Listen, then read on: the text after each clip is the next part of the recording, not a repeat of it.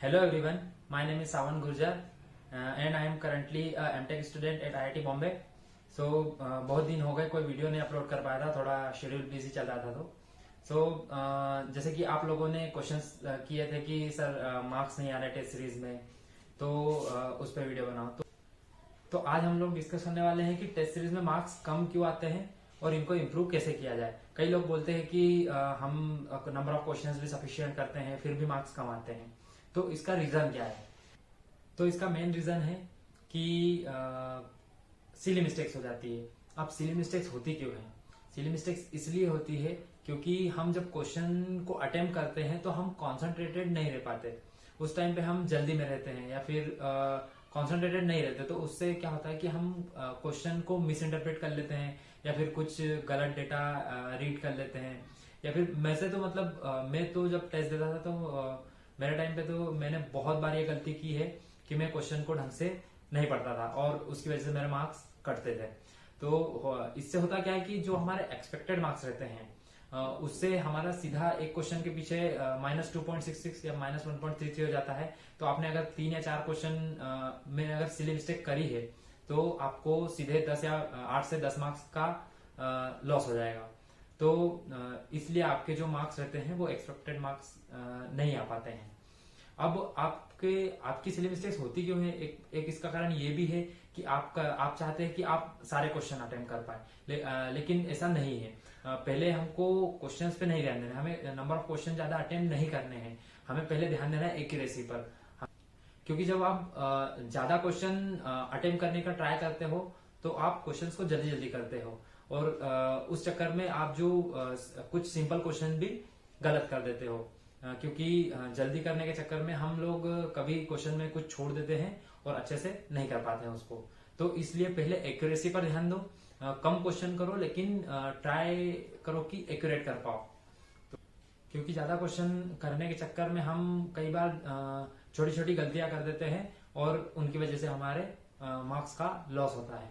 अब एक पॉइंट ये है कि आप 1 मार्क्स से क्वेश्चन पहले करें या 2 मार्क्स से क्वेश्चन पहले करें, तो ये पर्सन टू पर्सन डिपेंड करता है। आपको जो भी सुटेबल हो आप वो स्ट्रेटेजी फॉलो करो। ट्राई करो कि 1-2 बार ट्राई करके देख लो कि आप कौन से तरीके से अच्छे मार्क्स ला सकते हैं। उसमें ये भी देखना रहता है कि 1 मार्क्स या 2 मार्क्स किसी भी क्वेश्चन को हम लिमिटेड टाइम दे रहे ना, टाइम तो नहीं दे रहे, तो ये भी देखना रहता है। और स्टक किसी भी क्वेश्चन में नहीं होना है, क्योंकि 1-2 टेस्ट में मेरे साथ ऐसा हुआ है कि मैं 2 क्वेश्चन में स्टक हो गया था और उसके पीछे मैंने 15 मिनट दे दिए थे।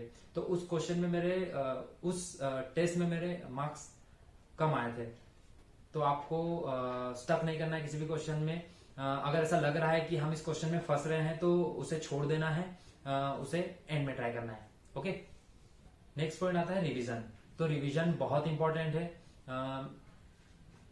आप ये ट्राई किया करो कि जो भी आपका शेड्यूल्ड टेस्ट है उससे पहले उस सब्जेक्ट का रिवीजन कंप्लीट आपका हो जाए। अगर वो कंबाइंड टेस्ट है 2 या 3 सब्जेक्ट का, तो उनका भी आप ट्राई किया करो कि टेस्ट देने से पहले आपका रिवीजन हो जाए।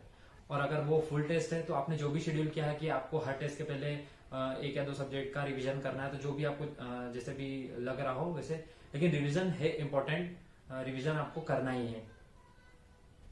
और साथ साथ आप ये भी देख सकते हैं कि कुछ टॉपिक्स आपके वीक है तो उनके भी कुछ टॉपिक्स में जैसे कि आपको डाउट रहता है तो उनको भी आप क्लियर करते चलो अभी से। और कई बार ये होता है कि हमें पता रहता है कि इस टॉपिक से, इस सब्जेक्ट में इस टॉपिक से क्वेश्चन जनरली आते ही आते हैं, प्रीवियस ईयर में भी बहुत क्वेश्चन मिले हैं। तो उस टॉपिक को ट्राई किया करो कि उस टॉपिक को आप कर लो, उसके जो भी आपने इंपॉर्टेंट क्वेश्चन रखे थे वो आप अच्छे से सॉल्व कर लिया करो, उसके कॉन्सेप्ट क्लियर रखा करो मेनली। देन नेक्स्ट पॉइंट है कि एनालिसिस। तो आपको एनालिसिस करना ही करना है। एनालिसिस बहुत इंपॉर्टेंट है। अगर आपने टेस्ट दिया, एनालिसिस नहीं किया है तो कोई मतलब नहीं है आपके टेस्ट देने का। और आपको अगर मार्क्स इंप्रूव करना है तो एनालिसिस जरूरी है, क्योंकि आपने अपनी मिस्टेक से अगर कुछ सीखा नहीं तो आपका टेस्ट देने का कोई फायदा नहीं।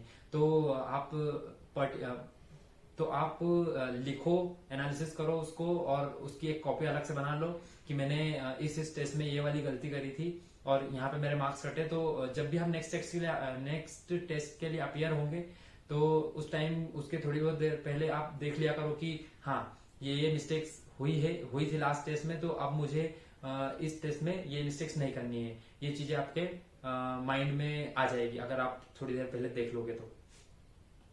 और मार्क्स की चिंता ज्यादा मत करो। इस टाइम तक मेरे भी कोई मार्क्स नहीं आ रहे थे, मेरे भी अराउंड एवरेज 45 47 ऐसे कुछ मार्क्स आते थे। 15 दिसंबर तक तो मुझे पता है कि इतने ही आते थे।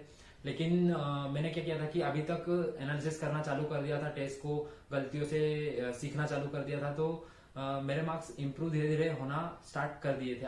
अब मुझे टेस्ट में इंप्रूवमेंट दिखने लग गया था। और हाँ, मेरे मार्क्स में टेलीग्राम चैनल पर डाल दूंगा, अगर आपको लगे तो देख लेना। और वैसे भी मैंने अपने नोट्स भी डाल रखे हैं पुराने, तब मैंने प्रिपरेशन की थी उस टाइम के नोट्स भी मैंने डाल रखे हैं। तो आप टेलीग्राम चैनल ज्वाइन कर लेना, उसकी लिंक मैं डिस्क्रिप्शन में दे दूंगा।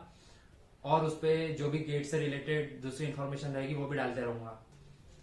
और ज्यादा सोचो मत मार्क्स के बारे में, किसी दूसरे से कंपेयर मत करो, खुद से कंपेयर करो।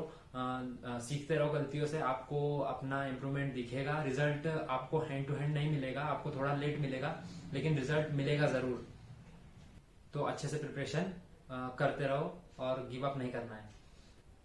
तो इस वीडियो को ज्यादा से ज्यादा शेयर करो अपने दोस्तों के साथ, ताकि उनकी भी हेल्प हो सके और मुझे भी मोटिवेशन मिले कि मैं भी और वीडियो बनाऊं। और आपको जिस भी टॉपिक पर वीडियो चाहिए आप कमेंट में डाल देना, तो मैं ट्राई करूंगा कि उन टॉपिक्स पर वीडियो बना सकूं। और चैनल को सब्सक्राइब कर देना।